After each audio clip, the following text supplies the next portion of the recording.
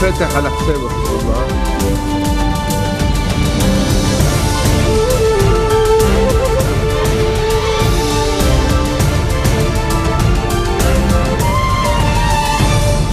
Bonjour à tous et merci de nous rejoindre sur Futur TV pour cette nouvelle édition de la rédaction. Tout de suite les titres.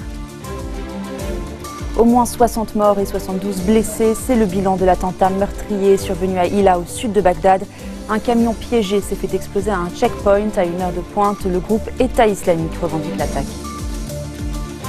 De nouvelles municipalités accusées de brûler leurs ordures pénalisées. La crise des déchets est toujours sans solution au Liban. Les responsables de cette impasse sont à chercher en dehors du gouvernement, déclare Sejane Azi. 4,7 millions d'électeurs votent au Bénin, 33 candidats sont en lice et 5 favoris, tous briguent la place de Yahi Boni, le président sortant béninois. On débute ce journal avec cet attentat suicide au sud de Bagdad. Au moins 60 morts et 72 blessés. C'est un bilan meurtrier. Un camion piégé s'est fait exploser à un checkpoint bondé à l'entrée de la ville de Hilla. Les images que vous avez sous les yeux sont les premières à être arrivées sur les réseaux sociaux. Il s'agit d'une attaque extrêmement meurtrière revendiquée par le groupe État islamique. Parmi les victimes figurent notamment 20 membres des forces de sécurité. Les dégâts sont, comme vous le voyez, très importants. Le dernier attentat dans cette localité remonte à mars 2014. Il y a un an donc, 50 personnes avaient péri dans les circonstances similaires. Irakiens, mais aussi Syriens, sont pris dans un engrenage de violence infernale. La menace d'attentat, mais aussi, quand ils parviennent à fuir, le risque de naufrage en mer. Ce dimanche, au moins 18 migrants sont morts noyés au large des côtes turques. Ils faisaient route vers la Grèce où sont actuellement toujours bloqués 13 000 réfugiés migrants. Tous cherchent à rejoindre le nord de l'Europe, mais la Macédoine fait passer ces personnes au compte-gouttes car elle a fermé ses frontières aux migrants économiques. À peine 200 personnes par jour sont autorisées à entrer dans le pays. On passe à l'actualité au Liban avec la crise des déchets et Wael Abou Faour qui poursuit sa chasse aux municipalités indisciplinées. Kahalé est la dernière en date à être pénalisée par le ministère de la Santé. Les autorités locales sont accusées d'avoir déversé et brûlé des ordures sur la route de Damas.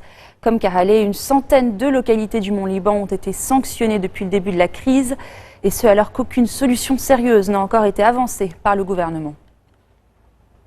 La responsabilité de cette stagnation n'est pas à imputer aux responsables du moment, c'est du moins l'avis du ministre du Travail. Selon Sejane Azi, ceux qui bloquent le dossier des ordures ne font pas partie du gouvernement. Sinon, poursuit-il, le Conseil des ministres aurait résolu le problème depuis longtemps. Fin de citation. Riyad continuera à soutenir le Liban. Une déclaration du prince héritier saoudien rapportée par le quotidien Panarab Al-Hayat. Selon le journal, Mohammed Ben Nayef aurait donné des garanties au gouvernement français lors de sa visite à Paris la semaine dernière. Un officiel saoudien affirme au quotidien, je cite, « L'Arabie saoudite continuera d'aider le Liban sur le plan économique et sur la question des réfugiés syriens. La crainte que les armes ne tombent aux mains du Hezbollah sont à l'origine du gel de l'aide saoudienne à l'armée libanaise », poursuit donc ce responsable. Et puis toujours, selon le quotidien El Hayat, Walid Jumblat devrait se rendre mercredi également en France, dans les prochains jours donc, pour évoquer la suspension des aides saoudiennes avec le président français François Hollande. Au retour de la pause, Mark Hatem, le candidat libanais de The Voice, fait l'unanimité sur le plateau de TF1. Restez des nôtres.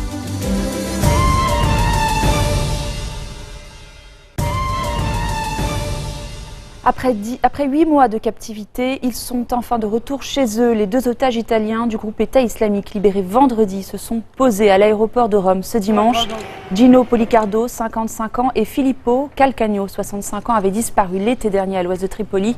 Une libération toutefois assombrie par l'annonce jeudi de la mort des 2 autres otages kidnappés en même temps qu'eux en juillet dernier. Tous travaillaient pour la même société de construction Bonatti. Les 4 ressortissants avaient été enlevés en même temps près d'un complexe pétrolier dans la région de Melita en Libye. Un milliardaire iranien condamné à mort pour corruption, Babak Zanjani, est accusé d'avoir contourné les sanctions internationales imposées à l'Iran par des transactions pétrolières. Cet influent homme d'affaires aurait ainsi détourné 2,8 milliards de dollars. Le verdict a été annoncé ce dimanche à la télévision iranienne. Arrêté en 2013, l'homme de 41 ans affirme que sous le mandat de l'ancien président Ahmadinejad, le ministère du Pétrole lui avait demandé son aide pour rapatrier des bénéfices faits à l'étranger afin d'éviter les mesures prises par la communauté internationale contre Téhéran et son programme nucléaire. Ce dimanche est un jour d'élection au Bénin. 4,7 millions d'électeurs se sont rendus aujourd'hui aux urnes pour choisir un nouveau président de la République. Yahi Boni, le chef d'État sortant, va quitter le pouvoir en avril après 2 mandats. 33 candidats sont en lice. Parmi eux, une poignée seulement sont réellement favoris. Il s'agit de 5 hommes d'affaires, quel que soit le gagnant. Les défis qui l'attendent sont nombreux. Chômage des jeunes, santé, éducation ou encore lutte contre la corruption. Je vous propose d'écouter quelques électeurs à Cotonou, la capitale. Mais tout va normal. Il n'y a pas de quoi. Bon, comme il y a des observateurs, beaucoup. Je pense qu'il n'y aura pas de fissure à quelque part. C'est juste un devoir civique. Nous l'avons attendu. Peut-être entre-temps, personne n'y croyait plus. Je crois que ça allait bouger tout le temps, changer de date. Mais les autorités ont maintenu, tout le peuple s'est levé et là, le jour J est là, on va faire notre travail. Ils ont bien organisé la chose. Si ça peut commencer et finir comme ça, ce serait très bon. Et ce week-end, on votait également dans 5 États aux États-Unis. Le républicain Ted Cruz et le démocrate Bernie Sanders ont remporté tous deux de larges victoires. Cécile Galuccio. Les favoris confirment leur statut, les seconds avancent leur pion lentement. Côté républicain, Ted Cruz remporte largement le Maine et le Kansas. En tout, et pour l'instant, le sénateur ultra-conservateur a remporté 6 États. Si nous continuons à nous unir, nous allons gagner la primaire et nous allons gagner l'élection présidentielle. Aujourd'hui est un grand jour, il faut continuer dans cette voie. Ted Cruz se présente comme l'ultime rempart à Donald Trump. Le magnat de l'immobilier a d'ailleurs lui aussi gagné 2 États, le Kentucky et la Louisiane. Il a aussi appelé Marco Rubio à jeter l'éponge et à se rallier à sa candidature. Personnellement, je voudrais lui demander d'abandonner la course. Je pense qu'il est temps qu'il abandonne la course. Côté démocrate, Bernie Sanders a redonné des couleurs à sa campagne en remportant lui aussi 2 États, le Kansas et le Nebraska.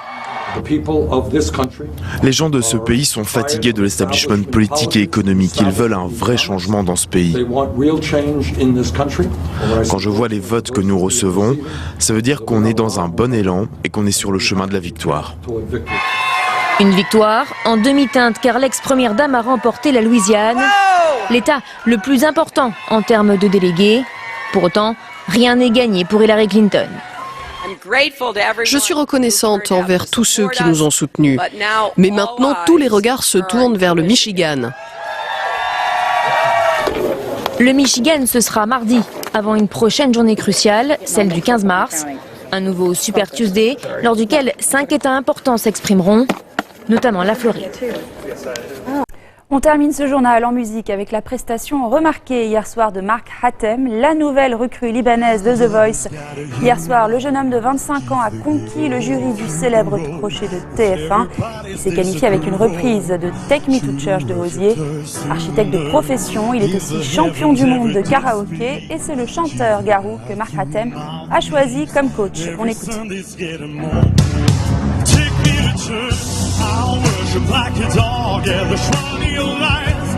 I'll tell you my sins and you can sharpen your knife. Offer me that death is it, 'cause God let me give you my life. The madness and soil of that sad earthly sea. Tu t'appelles? Je m'appelle Mark Hatem, je viens du Liban et j'ai 25 ans. On adore le Liban. Et t'as tellement compris la chanson, tu lui as donné plus de rage qu'elle en a jamais eu, à mon avis. Mais c'est tellement difficile de passer après Hozier. Et toi, tu l'as fait avec encore plus d'implication. Moi, j'ai eu des décharges électriques émotionnelles qui m'ont fait beaucoup de bien. C'est la fin de cette édition, le rappel des titres. Au moins 60 morts et 72 blessés, c'est le bilan de l'attentat meurtrier à Hilla, au sud de Bagdad. Un camion piégé s'est fait exploser à un checkpoint à 1 heure de pointe. Le I revendique l'attaque. De nouvelles municipalités accusées de brûler leurs ordures pénalisées. La crise des déchets est toujours sans solution au Liban. Les responsables de cette impasse sont à chercher en dehors du gouvernement, déclare Sejane Aziz, le ministre du Travail. 4,7 millions d'électeurs votent au Bénin, 33 candidats en lice, 33 candidats en lice et 5 favoris. Tous briguent la place de Yahi Boni, le président sortant. Merci de votre attention. Retrouvez-nous tous les jours à 16h40 heure de Beyrouth. Vous pouvez également nous suivre en ligne sur notre site web ou en téléchargeant notre application mobile. Excellente fin de week-end à toutes et à tous.